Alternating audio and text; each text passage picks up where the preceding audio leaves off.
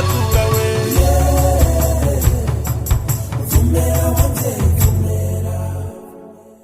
Umushikiranganje w'indero n'ubushakashatsi François Habyarimana urugendo rwiwe yaruhereye ku ishure ETS Kamenge aho yagendeye inyubakwa zitandukanye ahereye mu biro abakozi bakoreramwo mu nganda zaho zitandukanye mu mashuri eka mbere no mu buraro aho yagenda arabaza abo ahasanze bahakorera ingene ivyo bisata bikora nabo bamusigurira bongera bamushikiriza n'ingorane bafise hamwe n'ivyipfuzo vyabo. Umushikiranganje akaba yagendeye kandi mu masomero aho mbere yacishamwe akayagana n'abaregwa baho yongera aragendera aho barangurira imigambi yo kwiyungunganya. Avuye kuri ETS Kamenge mushikiranganje yaciye aja ku ishure shingiro yo mu Ngagara quartier ya 3 aho naho nyene yasanze bari ku kivi. Avuye aho yaciye aja ku ishure shingiro yo mu Ngagara muri quartier y'indwi aho hose umushikiranganje akaba yagenda araganira n'abahasanze yongera aramutsa n'abaregwa. Radio Nderagakura tukaba twavuye tumubaza intumbero y'urwo rugendo. Ubwa mbere hoho twari dufise intumbero yo kuraba ingene ayo mashure ariko arakora.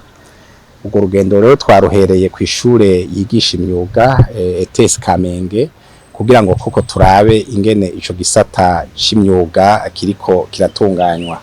Murazi yuko twimirije kugurura ishure yigisha imyuga hariya Irusi, twashaka rero kuraba ingene inyigisho ziriko ziratangwa aha ku ishure ya ETS Kamenge kugira ngo bidufashe kuzotunganya neza ivyigwa vy'imyuga hariya kuri centre y'Irusi mu ntara ya Karusi na mwanya hasigaye igihe gito kugira ngo dutangure ivyigwa Irusi mu ntara ya Karusi. Rero twabonye duherengaho ku iyo shuri ya ETS Kamenge twabonye yuko abanyeshure nukuri n'umurengera ni benshi cyane gose bararengeye novuga ibikoresho fasha nyigisho ishuri risanzwe rifise bigatuma akanovera k'inyigisho katamera neza cyane nkuko twavyifuza.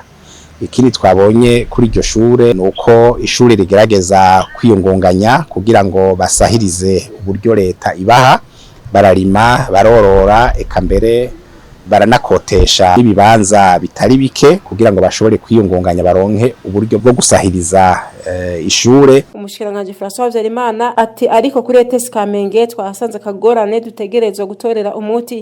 Ariko twasanzeho akagorane aho twasanze ahantu ishuri ryakotesheje umuntu yubatse ibintu bikomeye cyane nk'uko umengo iryo tongo ishuri ryaramaze kuhamwegurira. Ico rero ni kibazo tugiye gufata mu minwe kugira ngo iryo tongo ry'ishuri iryo tongo rya leta uwo muntu ntashobore kuryigarurira. Akagorane nkako kaba kandi yagasanze no kwishure shingiro ryo muri quartier ya 3 mu Ngagara. Hariho ishuri rimwe twaciye ko twabonye naho nyene ko hari kibanza cagomvye kwigarurirwa n'uwundi muntu agomba kugikoreramo akabare. Naho nyene ico kibazo twaciye tugifata mu minwe kugira ngo koko ico kibanza c'ishure ntizoshobore kwigarurirwa n'uwundi muntu. Umushikiranganje François Habyarimana yamenyesheje kandi ko aho yasanze ko amasezerano ari hagati y'abakose ibibanza by'ishure adatomoye neza yatanze intumbero ko ategerezwa gusubirwamwo ku kijanye n'uburaro bw'abanyeshure kuri ETS Kamenge aho yasanze hari ubukene bw'imatera. Umushikiranganje François Habyarimana yasavye urongoye indero mu gisagara ca Bujumbura gufata mu minwe ico kibazo kugira ngo mu matera ubuyobozi bw'indero mu gisagara ca Bujumbura bwimirije kuronka ETS Kamenge izoshirwa imbere. Umushikiranganje w'indero n'ubushakashatsi akaba yamenyesheje ko ingendo nk'izo zibandanya. Yewe Nderagakura